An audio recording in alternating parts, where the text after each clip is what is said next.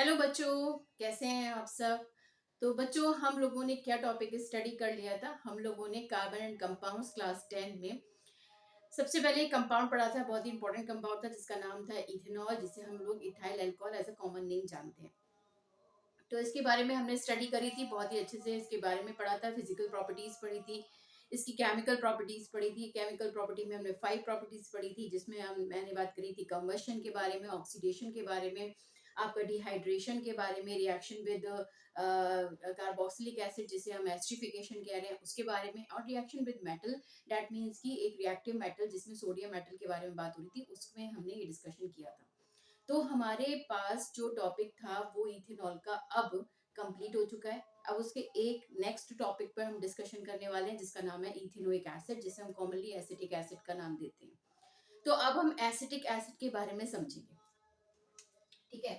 तो acetic acid अब हमारा नेक्स्ट टॉपिक है, एसिटिक एसिड। और इसको हम लोग क्या बोलते हैं, इथेनोइक एसिड बोलते हैं बच्चों, ठीक है ना बेटा। इथेनोइक एसिड बोलते हैं। और एक और भी नाम है इसका, आगे जाके मैं बताऊंगी क्या इसे बोला जाता है, बट थोड़ा सा स्पेसिफिकली उसको हम बात करेंगे। लेकिन अभी ये बात है कि एसिटिक एसिड के बारे में हमें क्या क्या सीखना है। जैसे हमने उसमें फिजिकल प्रॉपर्टीज, केमिकल प्रॉपर्टीज पढ़ी थी, यहाँ पे भी हम कुछ फिजिकल केमिकल प्रॉपर्टीज को शुरू करने वाले हैं, ठीक है। तो चलिए देख लेते हैं क्या है क्या नहीं इसके बारे में। तो सबसे पहले बात करते हैं हमारी फिजिकल प्रॉपर्टीज के बारे में। फिजिकल प्रॉपर्टीज क्या है, देखिए पहली बात तो ये है, फिजिकल प्रॉपर्टीज में ये एक कैसा है, कलरलेस सॉल्यूशन है। दैट मीन्स कि ये अपने आप में कलरलेस सब्सटेंस होगा, कलरलेस होगा भाई, पहली बात तो ये।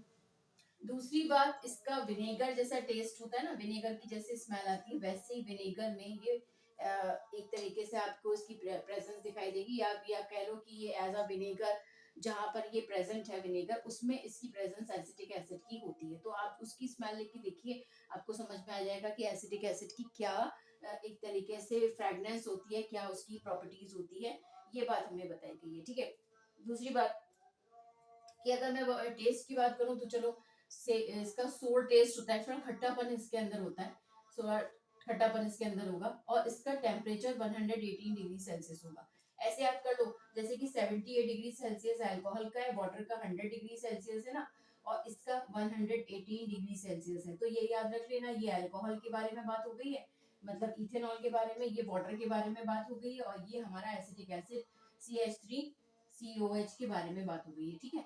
तो ये हम यहाँ पे इथाइल अल्कोहल की बात कर रहे हैं, या फिर हम जस्ट नॉर्मली आपके इथेनॉल की बात कर रहे हैं, उसके बारे में बात कर रही हूँ। तो ये तीनों टेम्परेचर हमें याद होने चाहिए कि भैया क्या इसके टेम्परेचर हैं, ठीक है।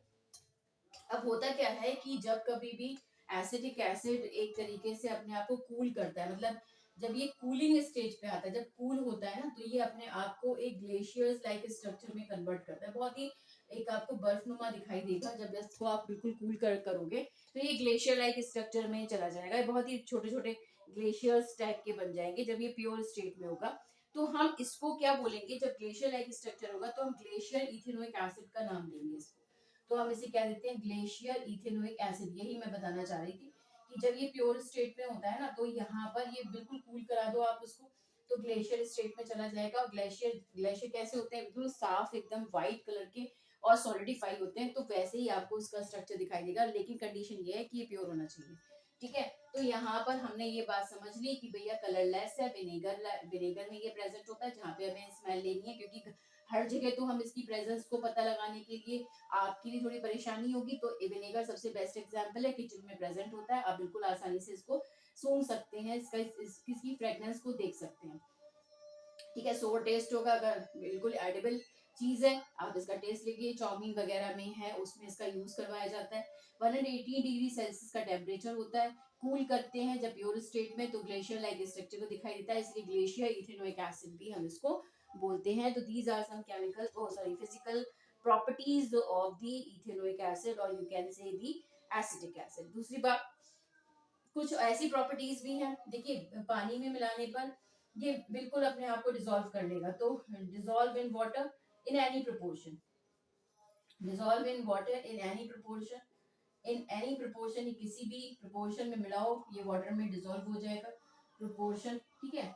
तो ये चीजें हैं हमारी फिजिकल प्रॉपर्टी की, ये सारी चीजें हमें पता होनी चाहिए कि भाई एसिटिक एसिड के बारे में हम लोग क्या डिस्कशन करने वाले हैं। अब फिजिकल प्रॉपर्टी हो गई कंप्लीट, अब बात करते हैं केमिकल प्रॉपर्टी की। तो केमिकल प्रॉपर्टी में जब हम जाएंगे तो हम इसकी केमिकल प्रॉपर्टी का थोड़ा सा केमिकली समझेंगे, दैट मींस कि रिएक्शन से समझेंगे, बिल्कुल ठीक बात है। देखिए रिएक्शन बहुत इंपॉर्टेंट है, अगर आप रिएक्शन से भागोगे तो आप नहीं कुछ इसमें कर सकते, क्योंकि आपको रिएक्शन तो समझनी ही पड़ेगी, बिना विदाउट रिएक्शन तो पॉसिबिलिटी है ही नहीं कि केमिस्ट्री का कोई एबीसीडी भी स्टार्ट करवा पाए। ठीक है, अब देखिए क्या है, अब केमिकल प्रॉपर्टीज की तरफ मूव करते हैं हम बच्चों। केमिकल प्रॉपर्टीज में सबसे पहली बात क्या है कि केमिकल प्रॉपर्टी में सबसे पहली बात मैं ये बता रही हूँ कि एसिटिक एसिड का जो नेचर होता है ना, वो ब्लू लिटमस टू रेड होता है। ब्लू लिटमस टू रेड होता है, इसका मतलब ये लिटमस पेपर पे हमको रेड कलर शो करेगा, बिल्कुल करेगा ही करेगा। तो इसका कहने का मतलब ये हो गया कि ये कहीं ना कहीं अपने आप में एसिडिक, मतलब एसिडिक कैरेक्टर को दिखा रहा है, बिल्कुल, क्योंकि एसिडिक प्रॉपर्टी में ही सोर टेस्ट आता है। लेकिन वो एडिबल होते हैं, वो खाने के लायक होते हैं, इसलिए हम उसको यूज कर सकते हैं। आप ये नहीं कह सकते कि भैया वो जो है वो नॉन एडिबल एसिड्स को हम लोग यूज कर रहे हैं, ये एडिबल एसिड्स हैं, तो इनका हमारे ऊपर अगर एक लिमिटेड अमाउंट पे हम इनको यूज करें तो हमारी बॉडी पे इतना इफेक्ट नहीं पड़ेगा। लेकिन हाँ, कंटिन्यूअस इसका कंजम्पशन करेंगे तो थोड़ा प्रॉब्लम होती है। लेकिन एसिटिक एसिड का जो नेचर है वो ब्लू लिटमस टू रेड है, दैट मींस कि इसका एसिडिक नेचर है।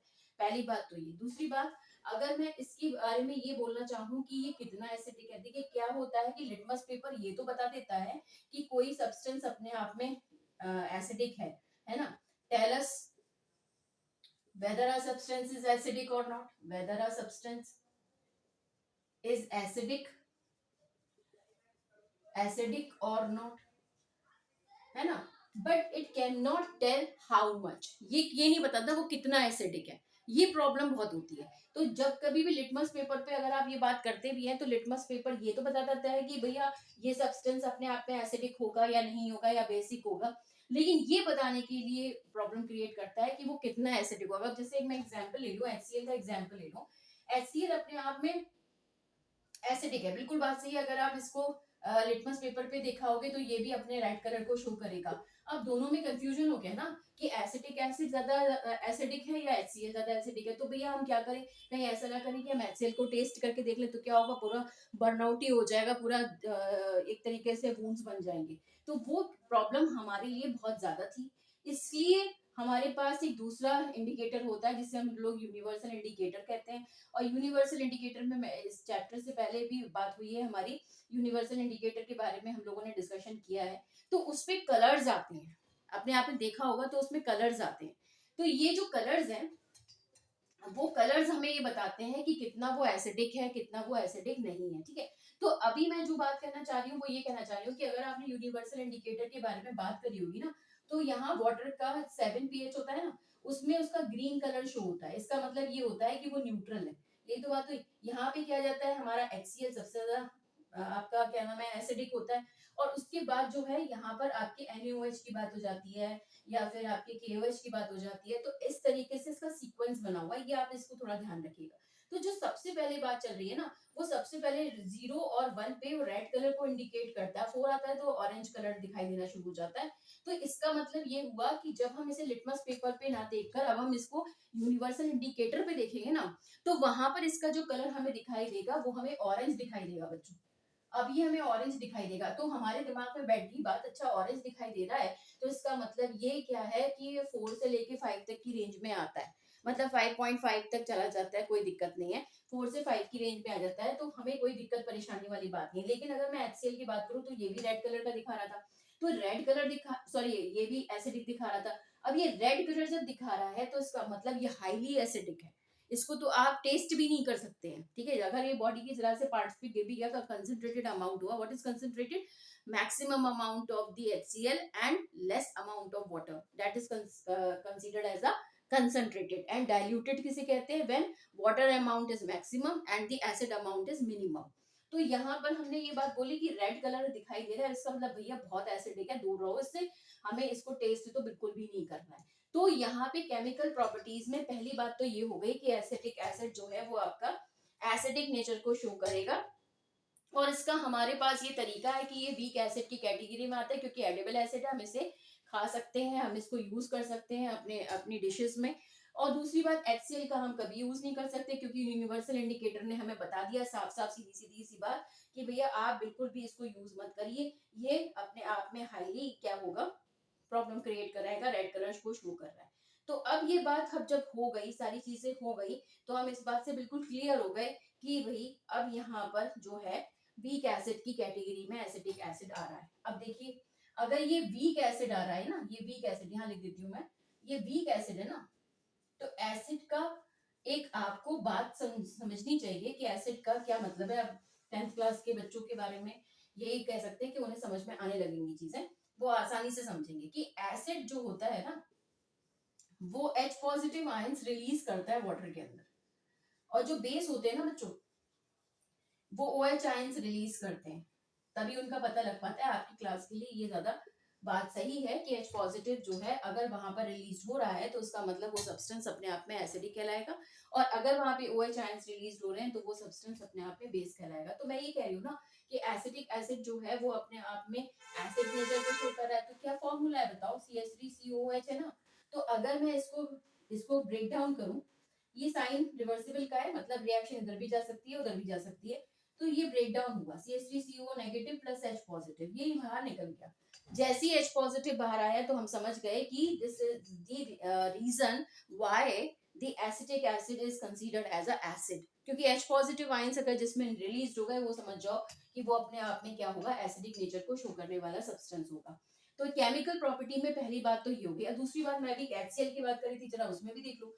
तो HCl क्या करेगा, H positive plus Cl negative ये दिखाएगा। H पॉजिटिव रिलीज हो रहा है, हाँ बिल्कुल बात रिलीज हो रहा है। तो क्या हो रहा है यहाँ पे, ये ऐसे H पॉजिटिव बाहर आया, एसिडिक नेचर को शो करके। तो जो भी सब्सटेंस अपने आप में एसिडिक नेचर को शो करते हैं, वो कहीं ना कहीं H पॉजिटिव आयंस को रिलीज जरूर जरूर करेंगे। ठीक है, अभी आपकी क्लास के लिए ये ज्यादा इंपॉर्टेंट बात है। ठीक है, ये मैंने पहली बात बता दी। दूसरी बात, अब जब हम बात करेंगे आगे की, तो हमने बच्चों रिएक्शंस कुछ पढ़ी थी, न्यूट्रलाइजेशन रिएक्शंस पढ़ी थी। न्यूट्रलाइजेशन रिएक्शन के बारे में हम लोगों ने डिस्कशन किया था कि जब एसिड रिएक्ट करता है बेस के साथ में, तो वहां पर सॉल्ट और वाटर की फॉर्मेशन होती है।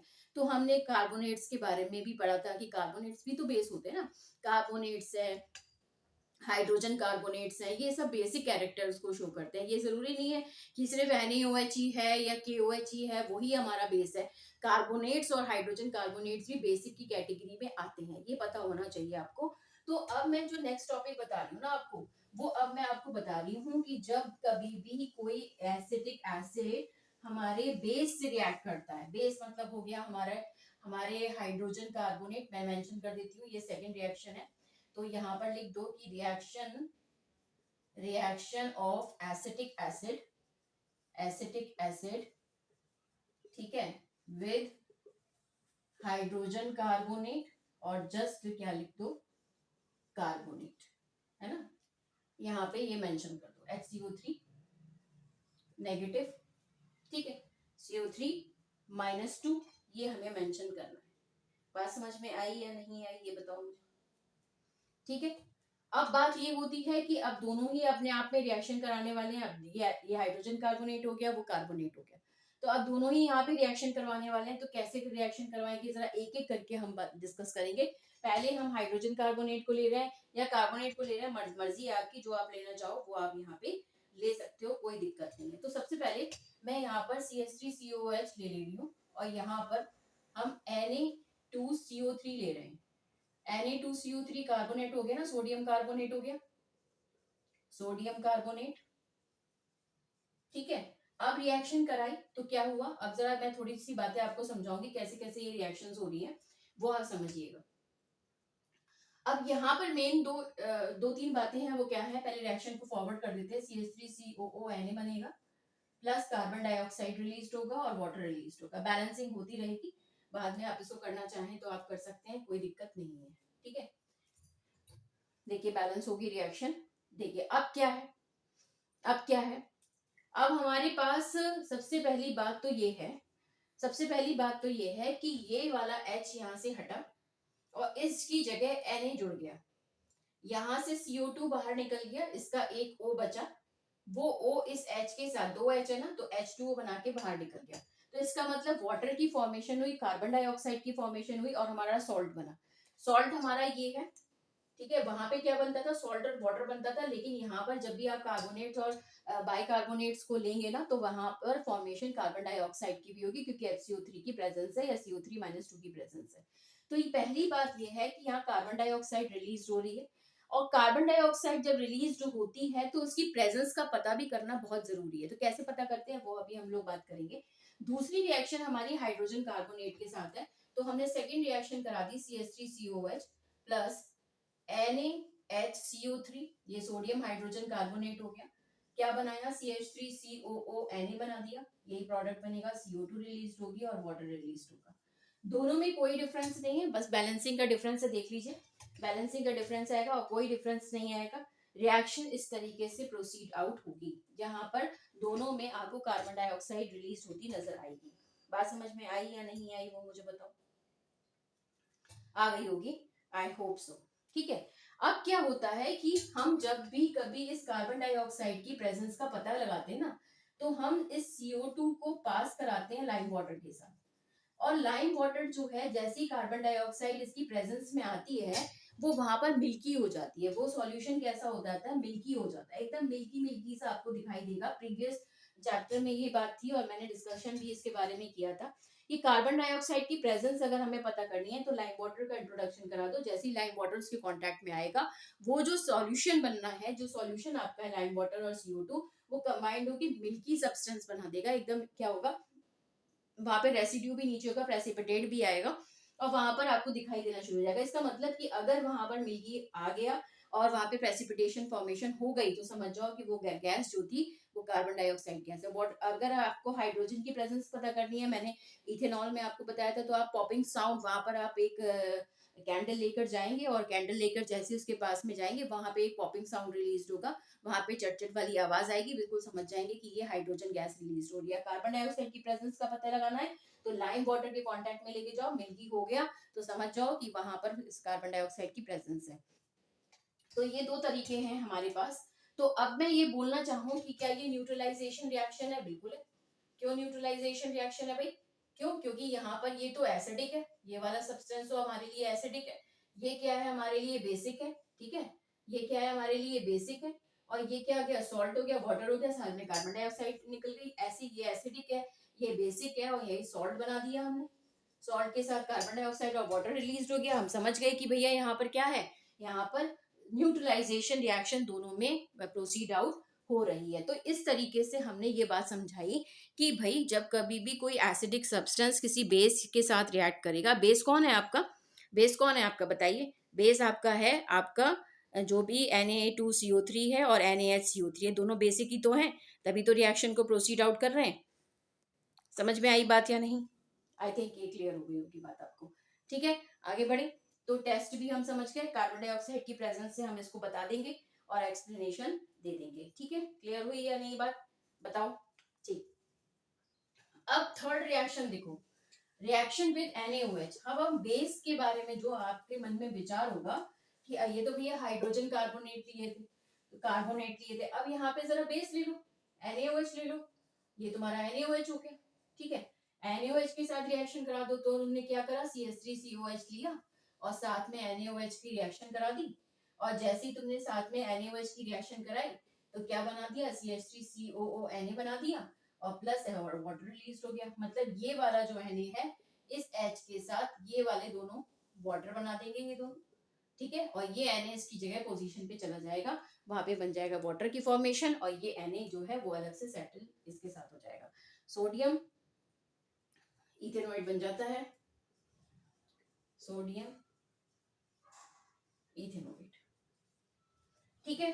तो ये एसिटिक एसिड और बेस की रिएक्शन है, जिसमें हमने न्यूट्रलाइजेशन रिएक्शन के बारे में बात करी है।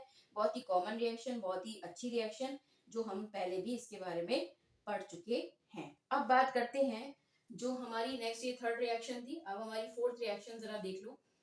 ये वही कॉमन रिएक्शन है, एस्ट्रिफिकेशन रिएक्शन बच्चों। एस्ट्रिफिकेशन रिएक्शन है जो हम लोगों ने अल्कोहल के टॉपिक में इथेनॉल में पढ़ी थी। हमने क्या पढ़ा था वहां पर, हमने CH3COH लिया था, और साथ में लिया था हमने C2H5OH, या ओपन करके लिख लो CH3CH2OH लिया था। और साथ में यहाँ पर हमने कंसंट्रेटेड H2SO4 लिया था और लगभग 100 डिग्री सेल्सियस 117 डिग्री सेल्सियस का टेम्परेचर लिया था, यही तो था। तो अब यहाँ पर क्या होगा कि यहाँ से वाटर रिलीज हो जाएगा, ये वाला हमारा H और ये वाला हमारा OH रिलीज होंगे, हट जाएंगे, वाटर की फॉर्मेशन करेंगे, प्लस वाटर में आ गया। और ये जो हमारा O CH2CH3 है वो इस वाले CO से जुड़ जाएगा, तो क्या बनाएगा CH3COO CH2CH3। इस तरीके से हमने इसको मेंशन कर दिया। बात क्लियर हुई या नहीं बताओ। तो ये तरीका हमने क्या करा, इससे वाटर को बाहर कर दिया। अब ये रिएक्शन एस्टर फॉर्मेशन कर रही है, ये हमारा एस्टर है, ये एस्टरिफिकेशन है, दिख रहा है कि एसिटिक एसिड है ना, ये एसिटिक एसिड हो गया CH3COH, और ये हमारी अल्कोहल हो गई जिसे हमने लोगों ने इथेनॉल बोला है। तो इथेनॉल और एसिटिक एसिड क्या बनाते हैं, एस्टर बनाते हैं। और इस एस्टर की सबसे बड़ी खासियत की बात क्या होती है कि ये फ्रूटी स्मेल देता है हमको, इसकी ये फ्रेग्रेंस है, ये फ्रूटी स्मेल देता है। हम समझ जाते हैं कि जैसे ही वहां पर क्या हुआ, फ्रेग्रेंस आना शुरू हो गई, हम समझ गए भैया यहाँ पर क्या है, एस्टर बन चुका है, वाटर रिलीज हो गया है। क्योंकि वाटर का रिलीज करना काम किसका है, कंसंट्रेटेड H2SO4 का। मैंने बताया था कि डिहाइड्रेटिंग एजेंट होता है बच्चों, जैसे ही कांटेक्ट में आता है वैसे इसको बाहर कर देता है। क्लियर हुई बात, ये ज्यादा स्पीड में तो नहीं है, ठीक है। कोई दिक्कत हो, परेशानी हो तो मुझे कमेंट बॉक्स में जरूर मेंशन करके बताना, मैं उसमें तुम्हें बताऊंगी, है ना। परफ्यूम्स वगैरह होते हैं, परफ्यूम्स वगैरह में इसका यूज करवाते हैं एस्टर्स का, तो वहां पर हम इसको यूज कर सकते हैं। और भी जितने भी प्रोडक्ट्स बनते हैं उनमें भी हम इनका यूज करते हैं, जहां पर हमें फ्रेग्रेंस की जरूरत होती है वहां पर भी हम इसका यूज करवाते हैं। ये बात क्लियर हुई या नहीं, ये बताओ। आई होप सो हो गई होगी। अब मेरे कहने का मतलब क्या है, अब जरा यहाँ से आगे की स्टार्टिंग देखो। आगे की स्टार्टिंग क्या है, तुमने एस्टर बना दिया, तुमने फॉर्मेशन कर दी। अब तुम CH3 ये वाली रिएक्शन ले आओ, COO C2H5 लिख दो, C2H5 डायरेक्ट लिख दो, C2H5, और इसमें बेस मिला दो। बस इतना काम करो, बेस मिला दो, स्ट्रॉन्ग बेस है। अब होगा क्या कि जब ये रिएक्शन इसके साथ प्रोसीड आउट करेगा, जब ये इसके साथ रिएक्शन प्रोसीड आउट करेगा, तो यहाँ पर CH3COONA बनाएगा और साथ में C2H5OH बना देगा। मतलब क्या हुआ, ये Na इसके साथ कंबाइंड होके बाहर चला गया, ये बन गया CH3CONA, और ये C2H5 इस OH के साथ कंबाइंड होके ये आ गया। तुम्हें क्या मिल गया, ये तुम्हें ये बता दो, तुम्हें मिल गया इथेनॉल वापस दोबारा।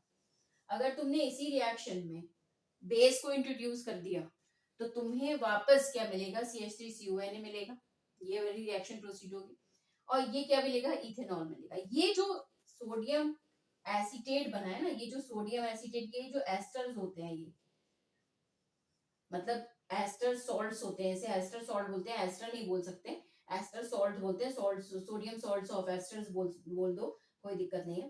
तो ये सोडियम सॉल्ट ऑफ एस्टर है, सोडियम होना जरूरी है इसमें, सोडियम सॉल्ट ऑफ एस्टर दिखाई दे रहा है ना, सोडियम सॉल्ट ऑफ एस्टर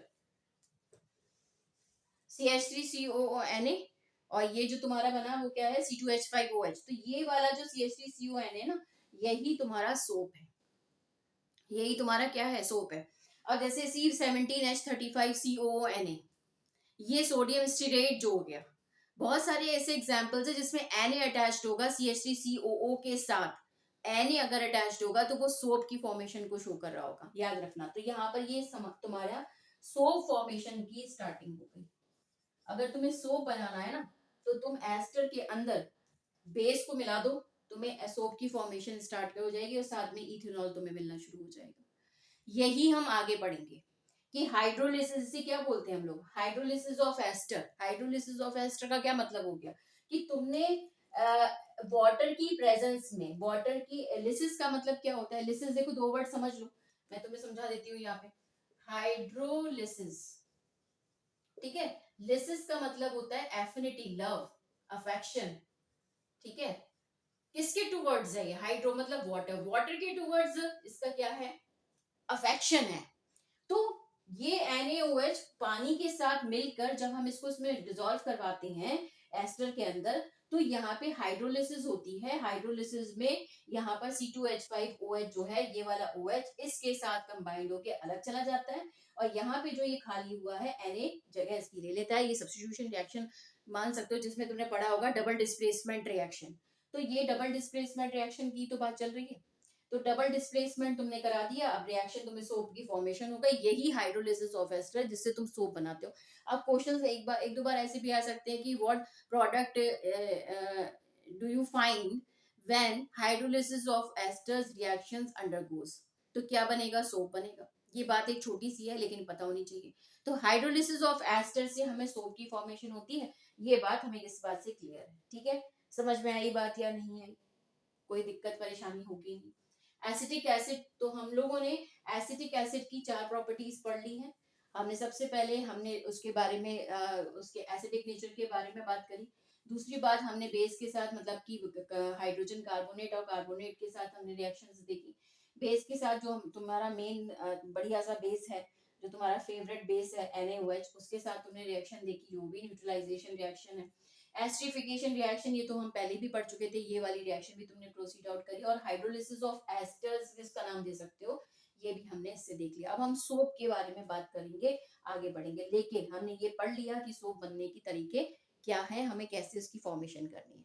बात समझ में आई या नहीं है? स्क्रीनशॉट ले सकते हो। ठीक है, फिर मैं आगे नेक्स्ट टॉपिक स्टार्ट कराती हूँ कि क्या है इसका नेक्स्ट टॉपिक। बहुत ही इजी है, अगर तुम थोड़ा सा ध्यान देके रिएक्शंस को प्रोसीड आउट करोगे तो तुम्हें कोई भी दिक्कत परेशानी नहीं आएगी, ये बिल्कुल गारंटी वाली बात है, याद रखना ये। ठीक है,